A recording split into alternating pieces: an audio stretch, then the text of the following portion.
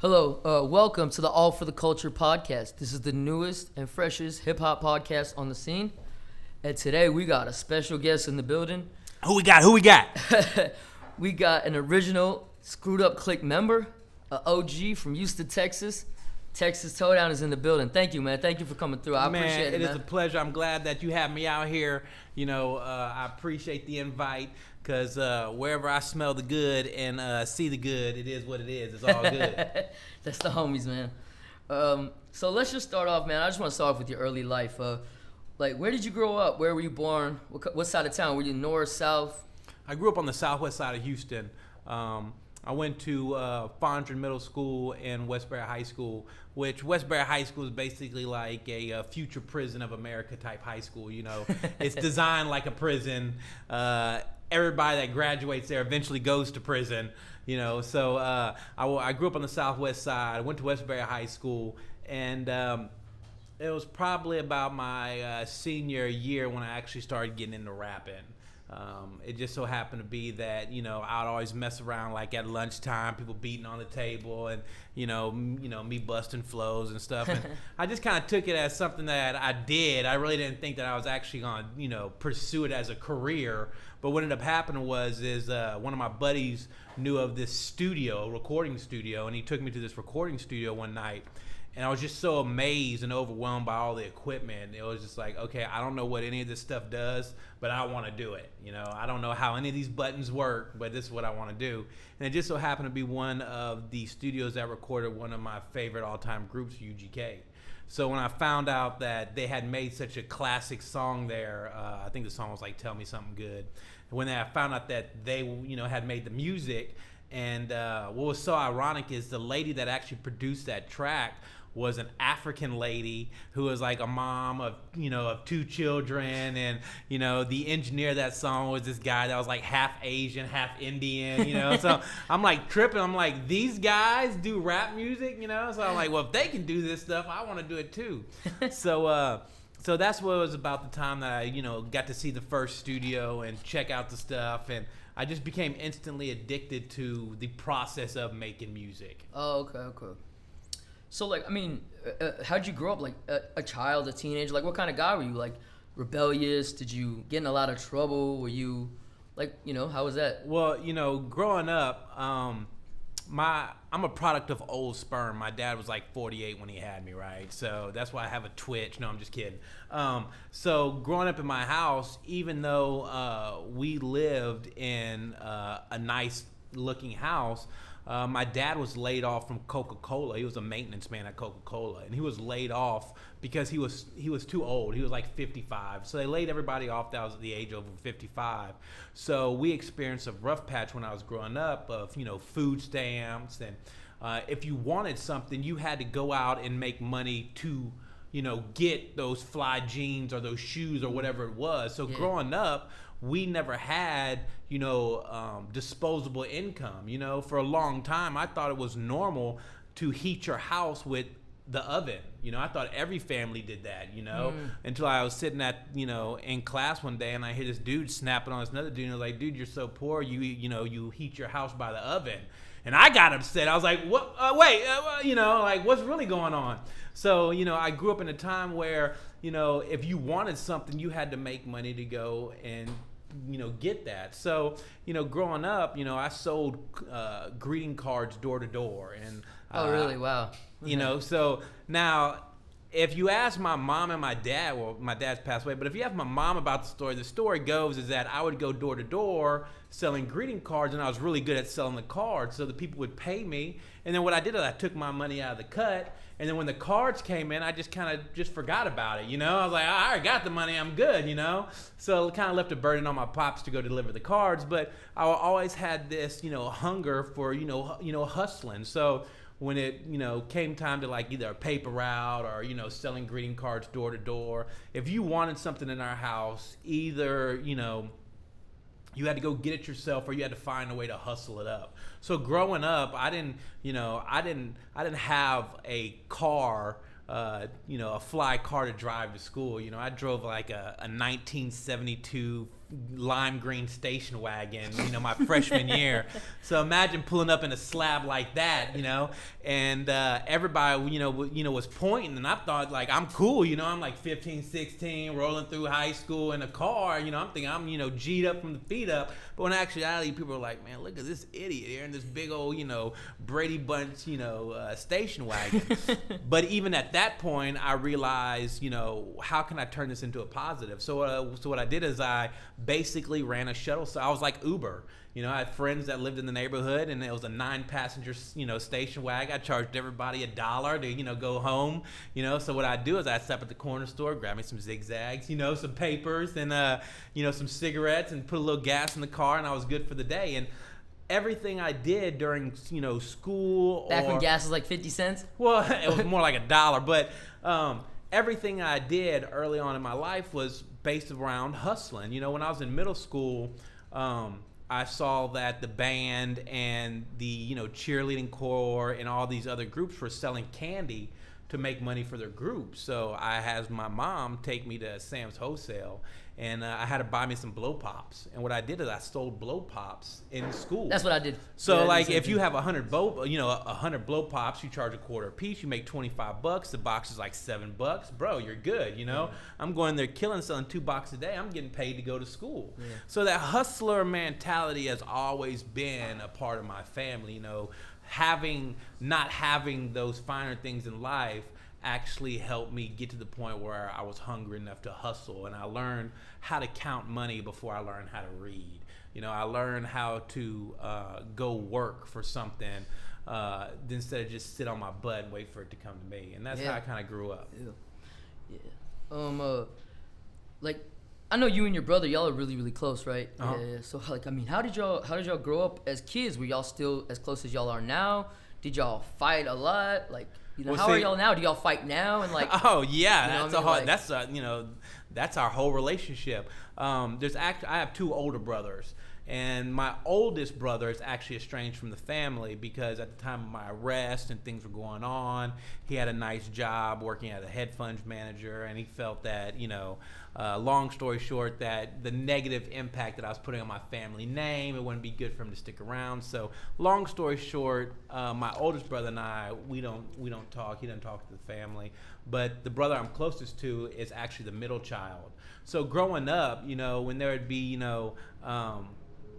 playing baseball or football, whatever it may be, me and Bernard were always close. Okay. So, fighting is something that we do. There's been many a times where I have an idea and he doesn't have the same idea, and we sit there and we go at it, and people are like, hey, these guys are really, serious. But at the end of the day, my brother and I, we're both each other's best friend and business partners, and we ride or die for each other. Y'all ever come to blows? Like, nah. Because listen, somebody taught me this in prison. He was a great speaker, and in prison you have your speakers, shot callers. And he was like, listen, if you can't talk your way out of a situation, then you deserve to have your ass beat. So we always know how to talk. And so it's never been a physical type fighting relationship between him and I. I mean, when there's money to be discussing and stuff like that, he's the guy that I lean on. Creatively, I take care of the creative side. He takes care of more of the business side. How'd you get introduced to hip hop? What was the first song you heard, and what did you feel like? Cause I remember me the first rap song I heard. Oh man, I'm trying to remember. I know the first rap song that got me into rap was Juvenile, Back That Ass Up. But that was not the first rap song I heard. I think I probably heard a lot of Biggie, but the first one I can remember is Money Ain't a Thing by Jay-Z and Jermaine Dupri. Well, growing up, my 2 older brothers were there for the introduction of rap music, the Run DMCs, the Beastie Boys, the Fat Boys, stuff like that. So growing up, there was all that music going on. Plus, we listened to country music and rock music. So growing up, probably the first song I remember listening to was the song by the Fat Boys or something like that, And our Run DMC or Houdini, those were probably the first initial introductions to rap music. But when I was growing up and coming up through middle school and high school, I listened to UGK. You know, that was my Run DMC. You know. Yeah, I listen to a lot of UGK. Too. And then besides, you know, UGK, the way we got our music was through, you know, screw tapes. So everything hot and fresh was coming out on screw tape. So Screw, UGK, those were always, you know, those two those two artists that I always kind of, you know, followed the most. So like, what drew you to it as far as like, you know, choosing music? Like, what drew it to you more than rock or country, or what about it drew you to? Were they talking about what you were doing? Well, you know, I first started, you know, working on music because I saw all of my homeboys that I, you know, hustled dope to and shit like that, that these guys were getting record deals, you know, Big Pokey, HAWK, DJ Screw. These guys were offered large amounts of money. So in the back of my mind, I'm thinking, well, if these guys can do it, this is something that I can do. Yeah. Especially growing up on UGK, and you know, UGK is basically talking about that life, you know. And growing up, UGK taught me how to rap and taught me how to sell dope, you know. So between those two, it was, you know, all right. Well, I think I can do exactly what these guys are doing, getting offering deals. And the whole reason I got into music was for bitches and money. I mean, plain and simple. That's the whole reason I wanted to become a rapper, was so that I could be famous and that I could, you know, get some money and some bitches and then, you know, kind of go from there. And that was the whole driving force behind my whole music decision. So that was what kind of propelled me to want to get into music. Now, most people will come to, oh, I love the art, and the art, it was so beautiful. Listen, I was trying to get some pussy and some money. That's it.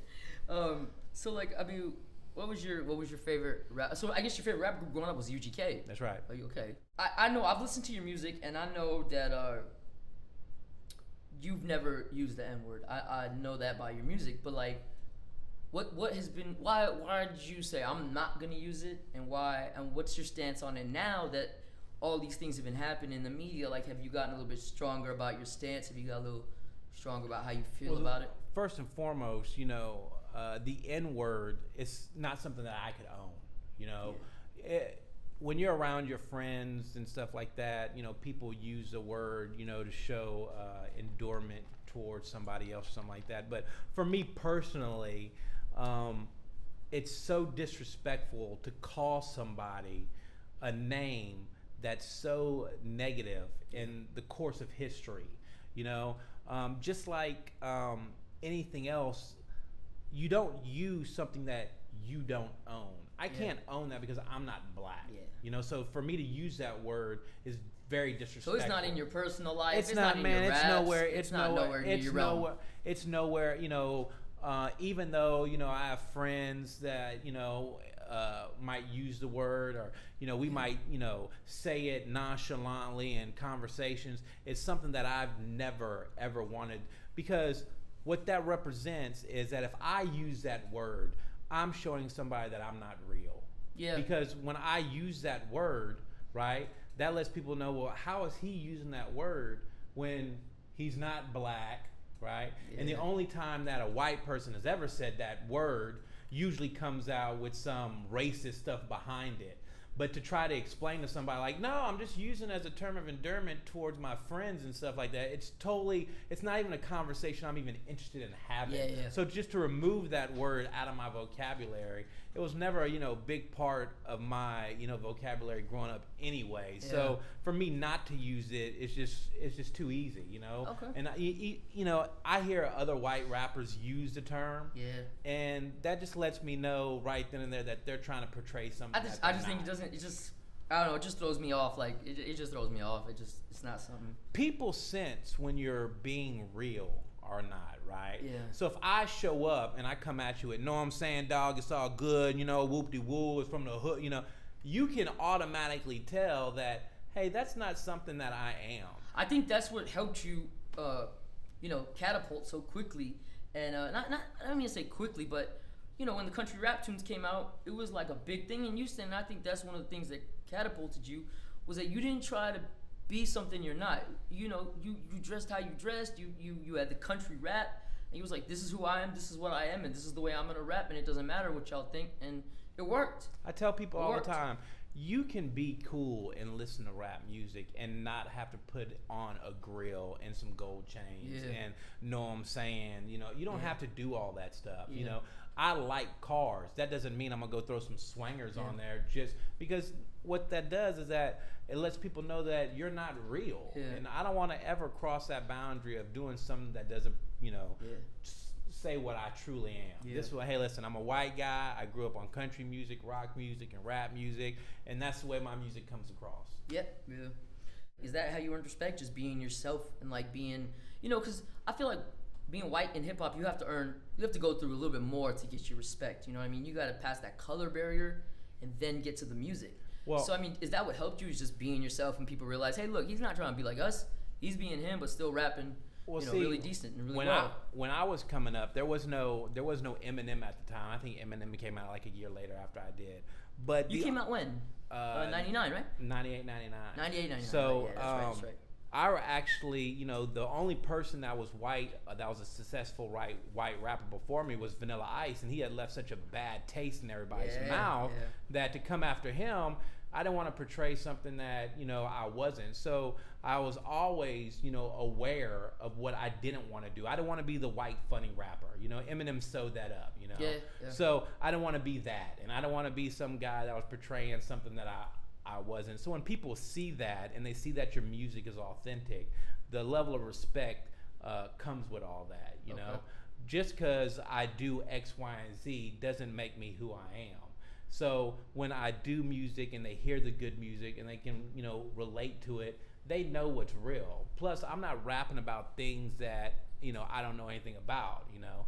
I sold a lot of dope. I can rap about selling a lot of dope. Now, some of these guys, when I first started out, I remember when I'd invite them to the studio, and these are, you know, major celebrities, like, hey, man, you want to smoke? And they'd be like, oh, I don't smoke. Well, dude, you talk about smoking in all your songs. What do you mean you don't smoke? Yeah, no, that's really weird, right? And then, you know, some wanted to be D-boys and stuff, and I'd be like, hey, man, you want a quarter pound or half a pound? Oh, man, I don't sell, you know, like, well, in all your songs, you're in there rapping like you like, I don't even want it around. I don't want to get in trouble or nothing like that. I mean, it's like, if you don't have the bread, I'll front it to you, you know. I ain't really tripping, you know. So that's how, you know, I learned just be who you are, and people will see that genuineness in you, and that's always what it's been about. So I mean, like, tell us about the grind coming up from, like, you know, starting out to, you know, when you decided to take it seriously and why you decided to take it. Oh, you said money and bitches, right? So that's why you decided to take it seriously. And tell us about meeting DJ Screw and SUC and all that, you know, because that's crazy. That's big. You know, DJ Screw's the legend. He's one of the starters in hip hop, one of the founders, and, you know, R.I.P. DJ Screw. You know, growing up in Houston, you know, at the time, like I said, the only way you got the music was through Screw. Screw was our Spotify and our Pandora. That was the way you received, you know, music. At the Screw Shop. At the Screw Shop. Or you knew somebody had a Screw tape and you wanted and you swapped it out. But the first group that I was ever a part of was called Thugs of Another Kind. And what ended up happening is the group broke up because we had creative differences. I was creative and they were just different. So with that record, we had sold about 5,000 units out the trunk of our car, which is pretty good, you know. So at that point, I decided to make my next record. So I took what money that I had made off that group, and I went and bought some studio equipment. And then when I got done recording that album, I sold that studio equipment to promote the album, because to me, it was this one shot, and this is how we were going to do it, and failure was not an option. So to sell the studio equipment that you had just recorded your album on, you know, on is, you know, kind of ballsy. It's like, all right, this is going to work. This is how we're going to do it. So around that time is when I became committed to rap music. And during the making of the country rap tune, the song was originally supposed to have UGK on the record. But what happened is Jay-Z did this song called Big Pimpin' with Pimp C and Bun B, and they're asking around 25 grand for each one to feature on, which was way out of my budget. No matter how much dope I was gonna sell, I just couldn't afford those guys. So I ended up getting HAWK and Big Pokey on the record. And when I met HAWK, HAWK had asked me, I was like, hey, have you met Screw yet? And I was like, nah, I haven't met Screw. So, you know, HAWK set up the meeting and gave me the address. So that night I go over to Screw's house, I knock on the door, And you know, I try to imagine what it's like for for Screw. Here are these two white guys at the door, and when Screw opens was you and your brother? it was me and my brother. So when Screw opened up Okay. the door, he greeted us with an AK-47. Like, who are these two white guys knocking on my door? It's in the hood? police. It's gotta be the police, you know. So I told him, I was like, hey man, my name's Tony. I was like, oh okay, you're Hawk's homeboy. So from that point on, DJ Screw, you know, welcomed me with open arms. And that night, just being able to watch him work, you know, at Screw's house, there were no tables or chairs. There was just records everywhere. So for 8-9 hours, we were standing up watching Screw work, do his thing. So you knew he was about it when you saw that. Like, you oh could see, yeah, like, you I knew mean he when was about his somebody's craft, when somebody's all about their craft and they don't even have room for you to sit down and gotta just respect music, it. it's like, okay, this guy's really about his grind. Yeah, for so sure. that's how, you know, we met Screw, and you know, Screw decided to get on the country rap tune, and if it wasn't for Screw vouching for the country rap tune, I never thought the song would be as big as it was. And so with having Screw involved, and then everybody from the Screwed Up Clique on the record, you know, making that record, I didn't know that I would end up being in the Screwed Up Clique by the end of that record. Okay. But Screw realized that, hey, listen, we were trying to be the Dr. Dre and Eminem of the South. So when Screw and I were working together, things were moving so fast, and then all of a sudden he passed away. I kind of like, wait a minute, now what am I gonna do? And by that time the record was already, you know, starting to take off. So Okay. I knew I wanted to keep up his legacy and always go out there and represent Screw. So it was kind of one of those things that I was so happy from where the record started to where we finished with the record, and to have Screw be a part of it, it was just, you know, it was just a natural fit and everything came together. I've heard so many stories about DJ Screw. I hope only the good ones. No, I've heard that he has crazy stories. So I need from you your most outrageous DJ Screw story, the funniest one that you could tell us. Well, besides getting met at the door with an AK-47, Okay, yeah, besides that. you know, besides that one, I remember the first time I'd ever smelled fry. You know, Okay, everybody's you know, smoking dip, and you know, What was it about back then that they wanted to smoke that? I was listen, wondering, I'm a like- big fan of hallucinogens, so it's that part that goes in there with that, you know. Okay. So you gotta understand, like, you know, drugs and toe down are synonymous. You know, that's just off the rip. Yeah. So I try to be an expert in all the fields of medication. Okay. But the first time I'd ever smelled fry and seen how, you know, it was done was over at Screw's house. You know, 3-2 was there. He dipped a cigarette, turned it upside down, and he lit it. And I was like an eagle focused on, you know, I was just so in tune to what, you know, what was happening. And, you know, all of a sudden they started burning it and smoking and stuff like that. And so seeing all that was going on at Screw's house at that time was like, okay, wait, we just got met with an AK-47. There's some fry going on here, you know.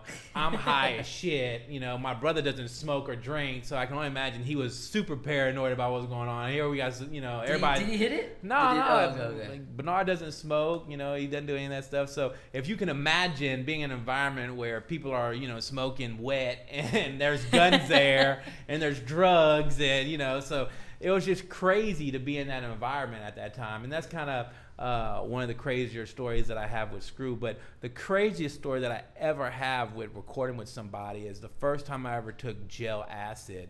I was working with Flava Flav on a song. So if you can imagine being on acid and Flava Flav in the room, that's just, it's like, not only is he like a real live cartoon character, but in my, you know, He's like how he's on TV and stuff?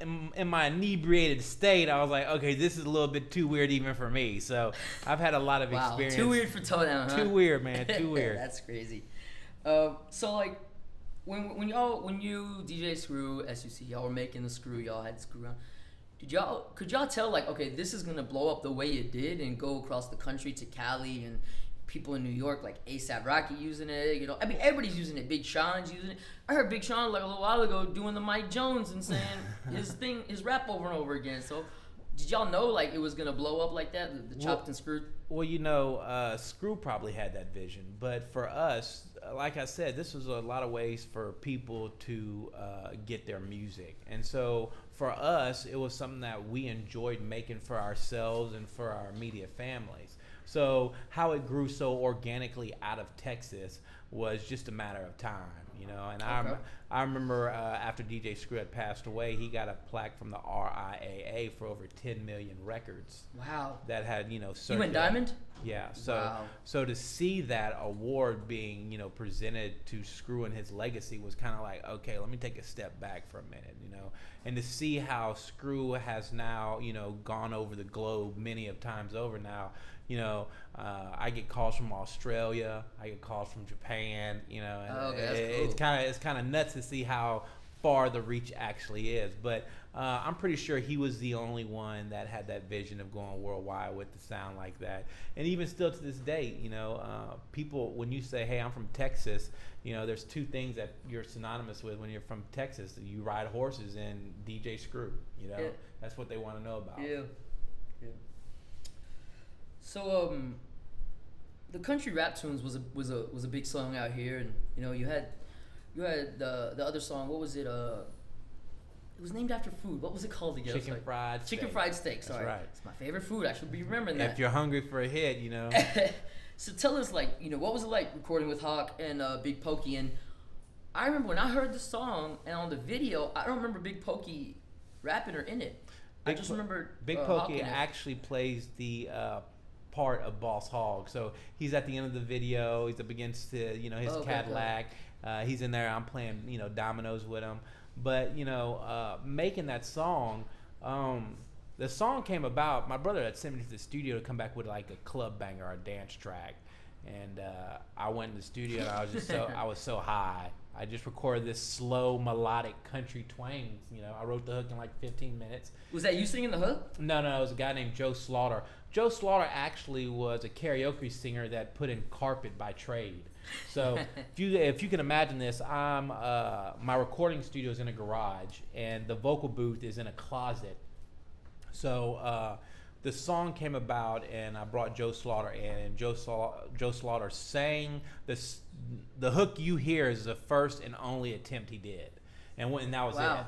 So there was no retake, there was no do it again. That was it. It was done. Wow. So after that, once I figured out that UGK wasn't going to be able to do the record due to my, you know, lack of budget, having Hawk and Big Pokey was just a natural fit. You know, Hawk being so country and Pokey being the John Wayne of the rap game, that was just a natural fit. So working with Hawk, you know, is one of those special moments in my life that I'll never forget. He's the first person to introduce me to Screw. He also helped me to get to where I'm at in the music business, and was always so open to do, you know, whatever crazy song ideas I had, whether it be rapping over country music or rapping about chicken fried steak. And, you know, to have Bun B spitting, the chorus and the Hawk and Slim Thug on the record, you know, I'm pretty sure these guys are like, man, this guy's really high to be rapping about chicken fried steak. But, you know, when you're on a major record, right, and everybody's asking for another representation of something like the country rap tune, the chicken fried steak record was just a mirror copy of what By Prescription Only was. Okay. So that was our way to try to get back to the point of getting another record deal. So tell us about the obtaining a deal. Like, you know, how did you, because you had a major label deal, right? Mm-hmm. You had a major label deal when I've had a couple of them. That first time when you got arrested, right? The first time you got arrested, you had a major label deal, right? I was on Warner, I was actually on Elektra, which is a subsidiary of Warner. Yeah. And the deal came about being independent and eating up radio play like we were in the fourth quarter. You got to understand that everybody is trying to get that radio play because all major releases are geared towards the fourth quarter to come out for Christmas and stuff like that. And when you're knocking down, you know, 50, 60 spins a week at every radio station, the major labels are trying to, you know, like, what is this guy doing? Where is he coming from with this? But the song was such a hit that everybody played it, and they didn't stop playing it. So we were offered deals from every major label, from Atlantic, from Def Jam, and basically what my brother did, he talked to the people that were signed to these labels, like DJ DMD with 25 Lighters was signed to Elektra. Okay. And he kind of let us know, like, hey, listen, Elektra's not going to work your record. You gotta understand that Def Jam's gonna work the shit out of your record, and you'll probably have a gold record in a year. But they're not gonna give you any upfront money, and it's probably gonna take a year for you to get your royalties and everything else from Def Jam. Okay. But Elektra, on the other hand, is gonna give you a ton of fucking money, but they're not gonna work your record. So when we signed to Elektra, my brother had put in the contract that every 9 months, no matter what, they had to give us another advance for the next record. So by the time we had finished shooting the Country Rap Tune video, it was the 9th month. So they had to give me another $1.2 million for me to still be on the label. That way we didn't get trapped on that label and couldn't do anything. So at that point in time, there was a tour, a tour bus, wrap, tow down everything, ready to gear up and go, but the label owed me another $1 million too. Oh, okay. So at that point, we decided to, hey, listen, let's cut ties, come back to Houston, and we'll have major money on the independent label, on the independent level, and that's when we built the studio. Now, when I built the studio, I designed the studio kind of like MTV Cribs, and I did everything for myself because this is a place that I wanted to work at constantly. I didn't think about doing studio time for other artists. That wasn't even a part of my vision. My vision was to build the dopest studio possible because I had the bread, and that was something that I wanted to do. But what ended up happening was everybody that was on that next record, Chicken Fried Steak, from 8 Ball to Bun B to Slim to Lil Flip, they all wanted to record there too. Okay. So they'd ask how much studio time was, and I'd be like, I'm not selling studio time. You're not gonna smoke weed and stupid shit in my studio. My brother's like, shut up, fool. And and that's when we started doing studio time. We started out like at $65 an hour, and then after that's some good prices. E40, not bad. E40, his record went gold. The Mike Jones record went platinum. What was the Mike Jones, the one that came out, the Still Tippin' or the first back one? We actually did everything from Swisher House back in those days. So from Still Tippin' all the way to the Chameleonaire Riding Dirty project.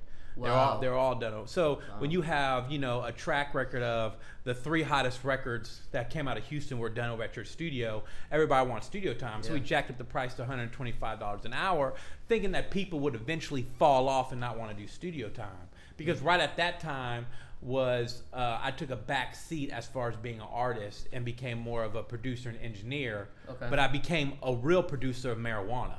So during that time, I was selling more weed and doing the weed thing because the music industry kind of fell apart around 2008 with like Napster and everything. Yeah. Because we're not making $7 a record now; we're making 70 cents a song. Wow. So in order to keep up my flamboyant lifestyle, I had to do something.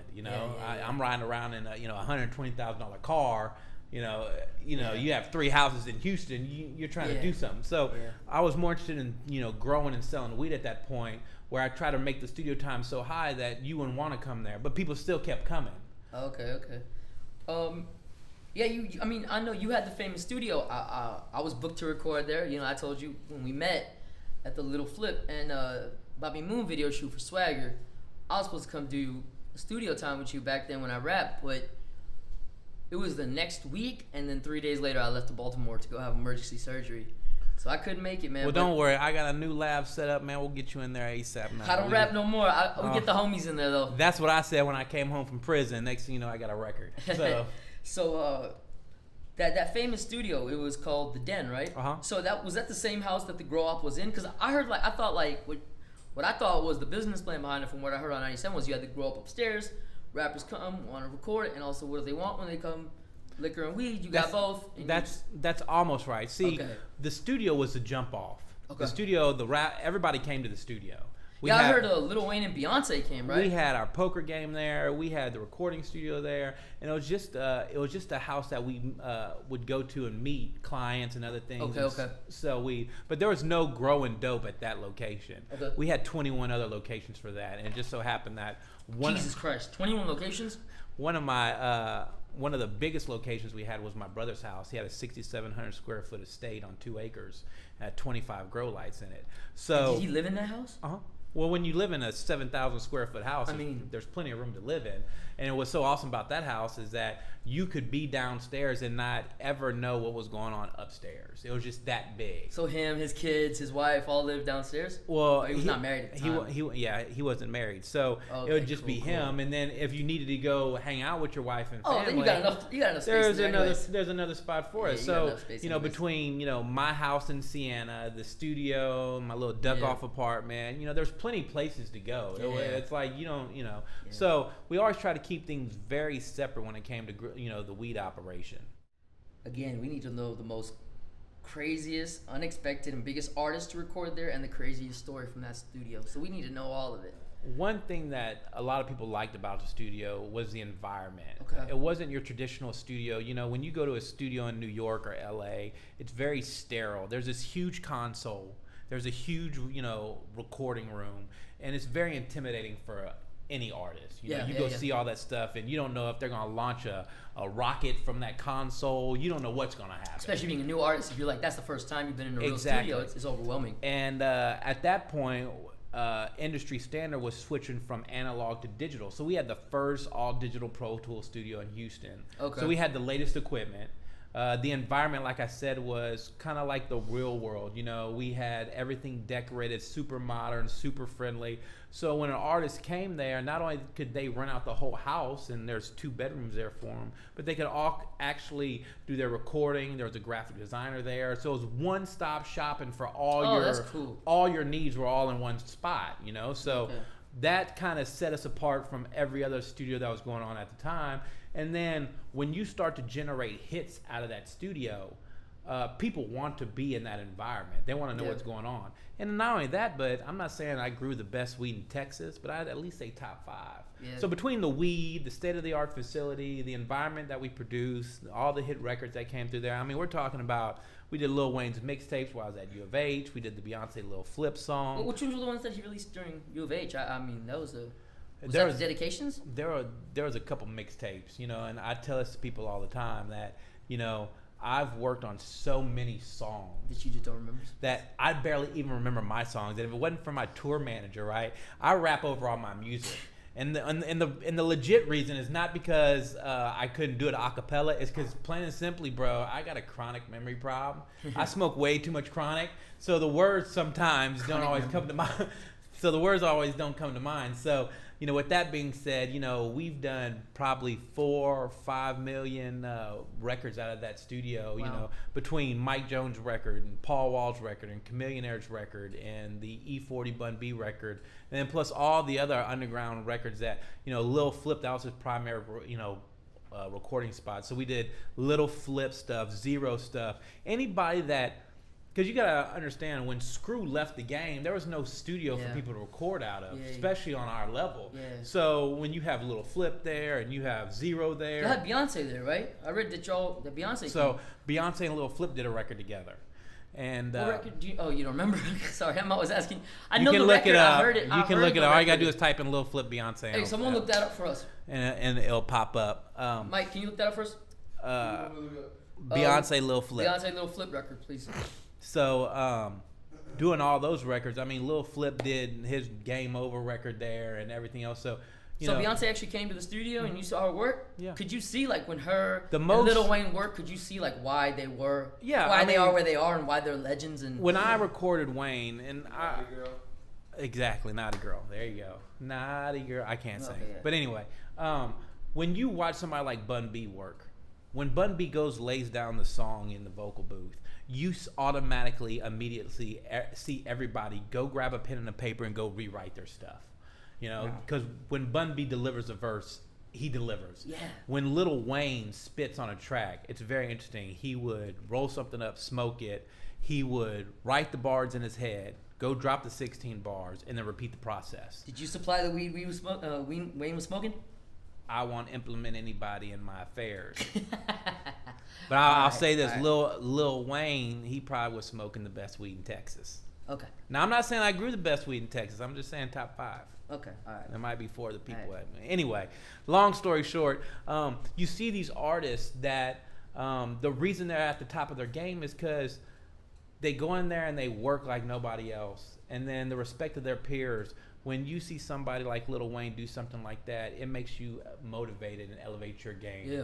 So I got the best of both worlds. I could see how Bun B recorded. I could see how Lil Wayne recorded. See, I like how Lil Wayne came and messed with the legends in Houston. You know, he was really working with the real people that moved stuff in Houston. You know, I like that. I like that he did that because people have just taken, I feel like, a lot of Houston culture and not paid respect back to That's totally Houston true. culture. That's totally true. You see guys walking around all day long with double cups and perpetrating like they're sipping lean. I mean, this is Coke. I don't sip lean. This is Coca-Cola. Wait, this isn't lean? No, this ain't no lean, bro. It's Coca-Cola. Hey, give me some lean.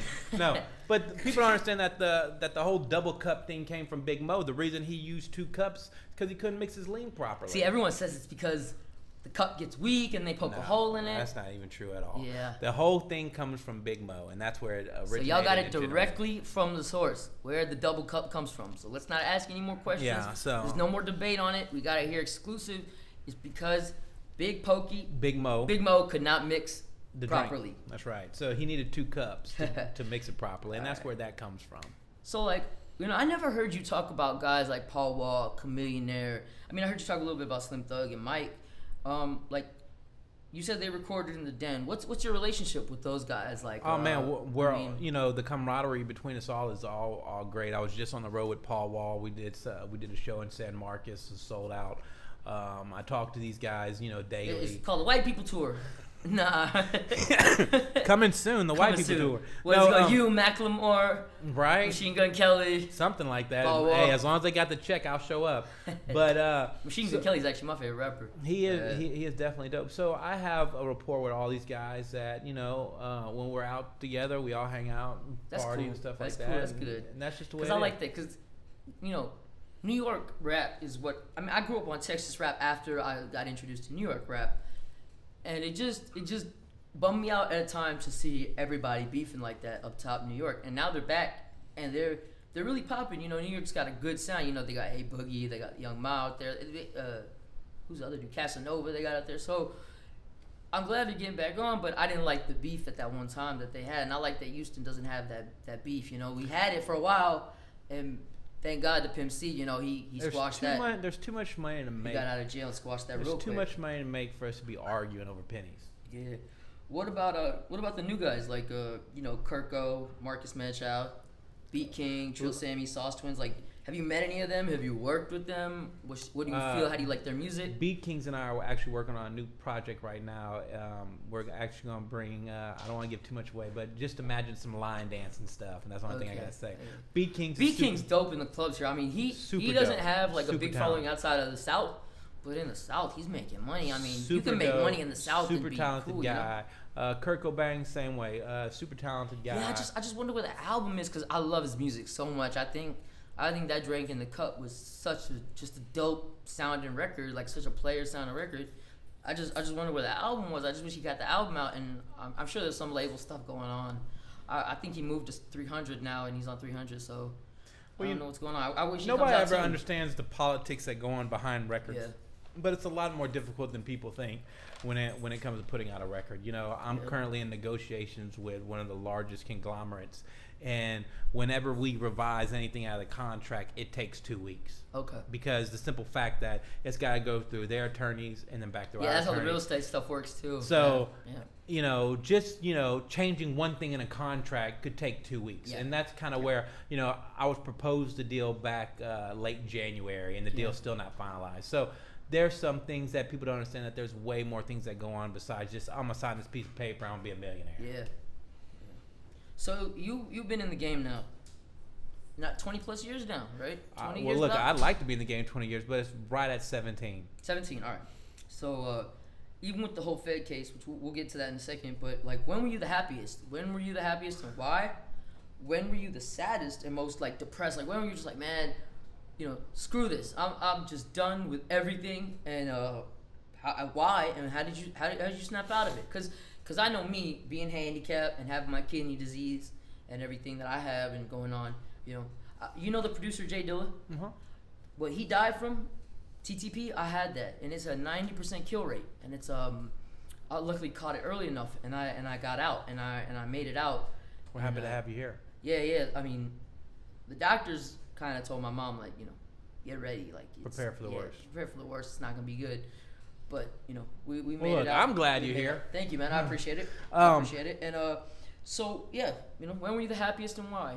Life is about ups and downs. When you're up, you never think you're gonna be down, and when you're down, you never think you're gonna get up again. That's just the way life is. Definitely. It's definitely ups and downs. But I remember sitting on the couch for a couple years. This was right after my major label debacle, as I put it. Here I was. I had this money. I had a great studio, and I'm on the couch eating pills, and I'm going out every night, killing myself at the club, and my life is just, on the outside appearance, everything is great, but on the inside, it all sucks. I'm not where I'm at, where I want to be musically.